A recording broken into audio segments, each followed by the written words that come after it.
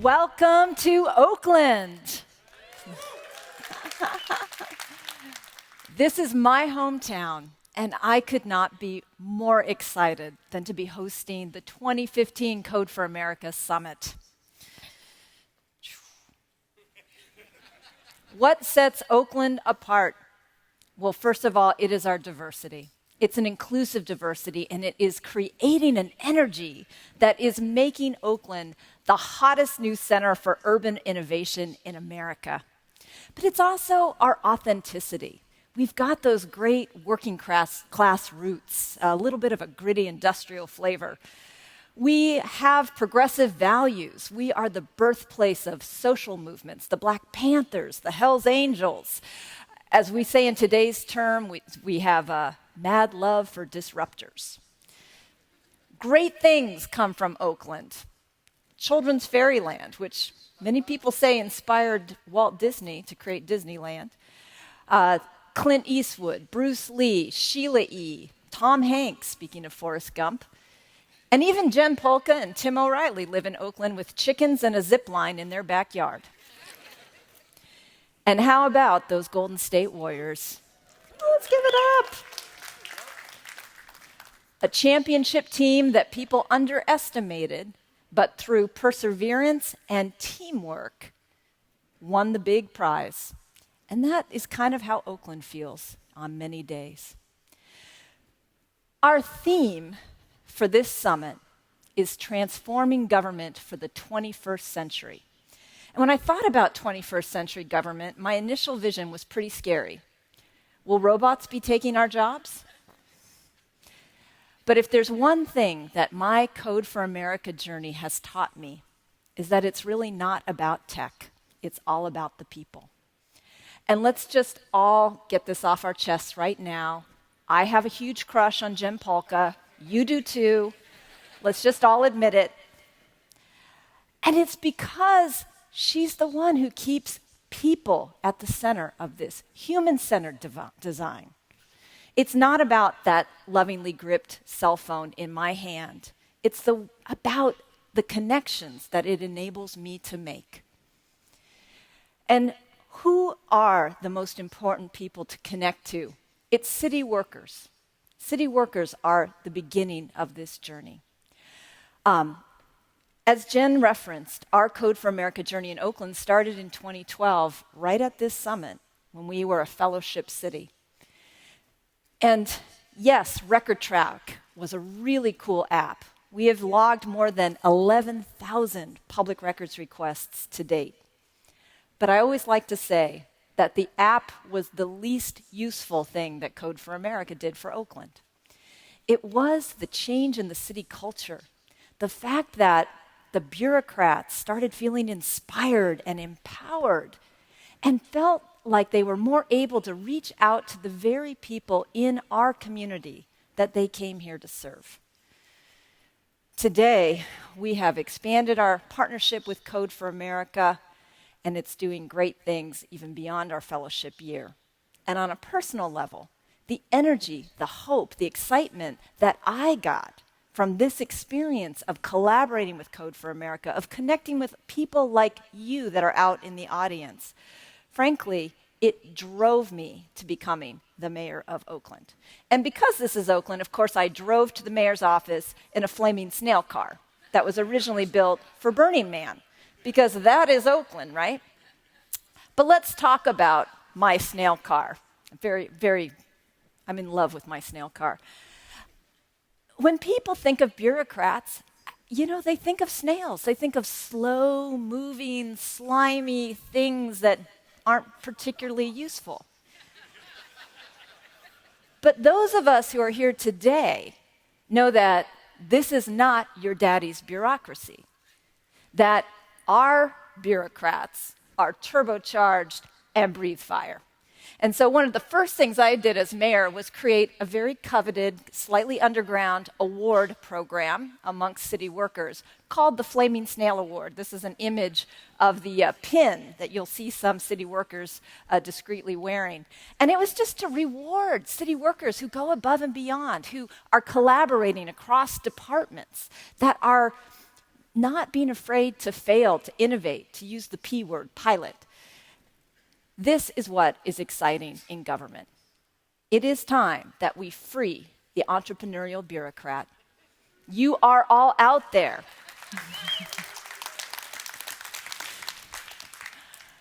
And we need to empower you to say that it is okay to innovate, to iterate, to fail, and then to correct and do better.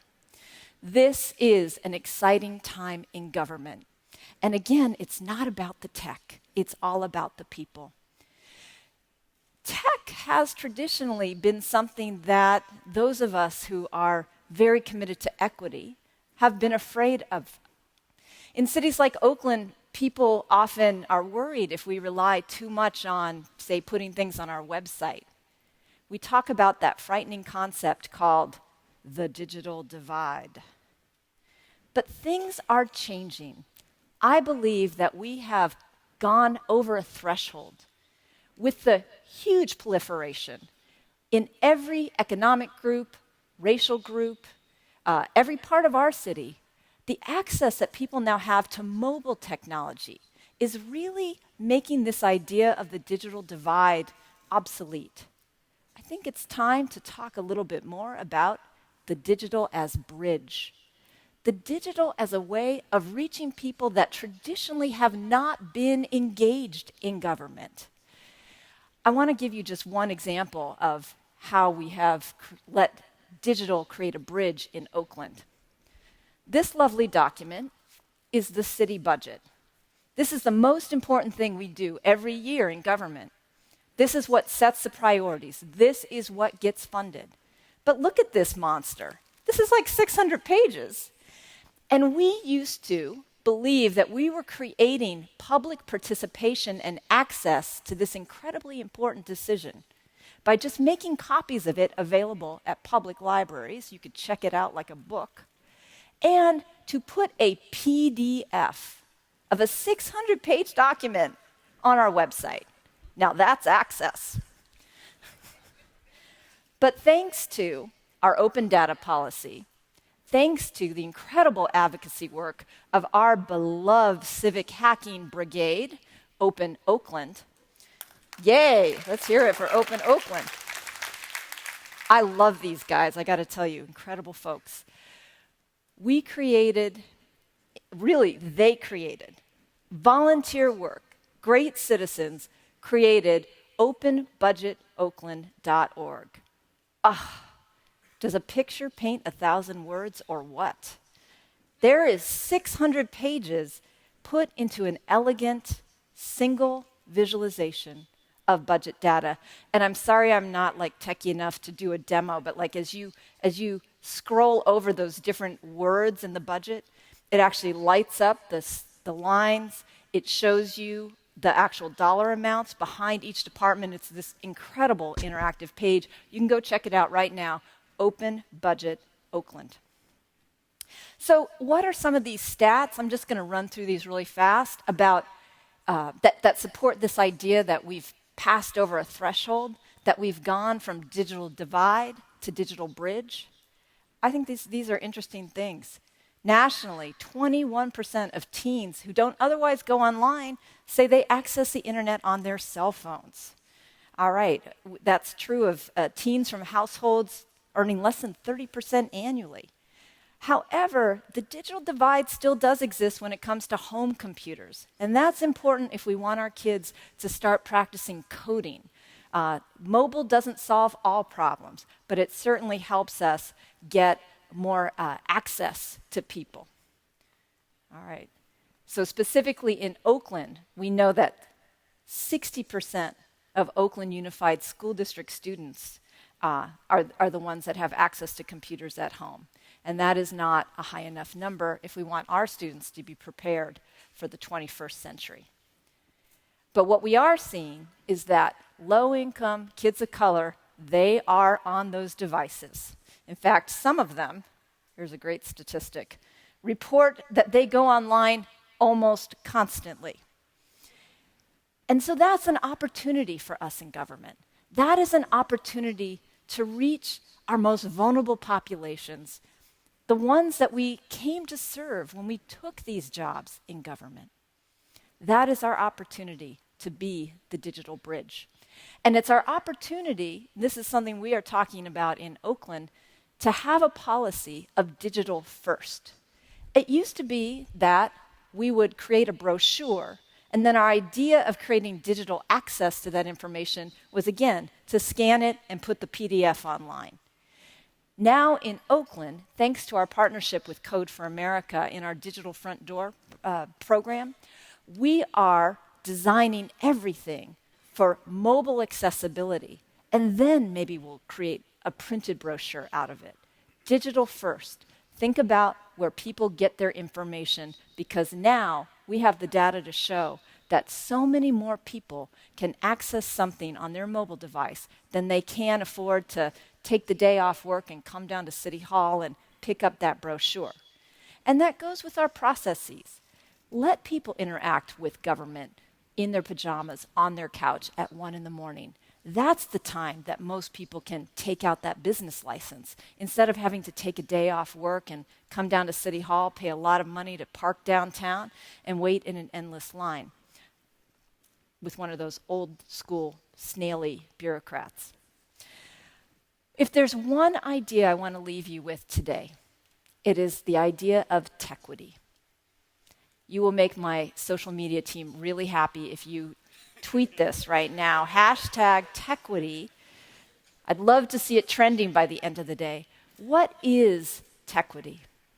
Tequity is creating an opportunity pipeline for our young people to have these 21st century skills, to make sure that schools have the curriculum where kids are learning how to code, where they're getting the internship so that they are connected to the excitement of the opportunities that technology is now bringing into our cities.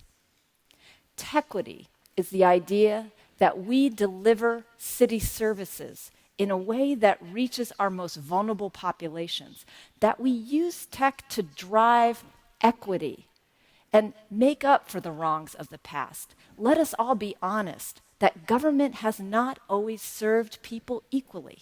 And now we have a new tool to make up for that and correct it. And finally, Tequity is using the power of government to have a very intentional conversation with our tech business community about being diverse, inclusive, and more mission-driven. Now, what do I mean by that? That is something that this week I've had a lot of time to think about. You may have heard that recently Uber announced it is expanding its headquarters into Oakland. Now, as a government, they did not ask for tax breaks. They did not ask for any special treatment or exceptions. So there's nothing I can force them to do. But you better believe I sent them a very explicit letter welcoming them and saying that I am here to help them become members of our community. And that some of our expectations about how they express that citizenship in Oakland is specific commitments around achieving equity, around fighting displacement, around supporting our local economy, and also about being a good, compassionate neighbor through their environmental practices, their local hiring practices, their charitable work, and their volunteer work. We have got to send that message that this moment in time, which is creating tremendous prosperity, has to be with an equity agenda. I am so excited to be here, to be hosting you all in Oakland, to have gone from that first scary year where I was a newly elected council member, excited about having my first Code for America fellowship team, to actually being the host city where, I've got to just brag a little bit, the most number of presenters at this summit today are actually City of Oakland employees. We're more represented than any other city. But most of all, I'm really excited about a collective transformative effort to bring Tequity into government and to realize its potential. Have a great summit and enjoy Oakland.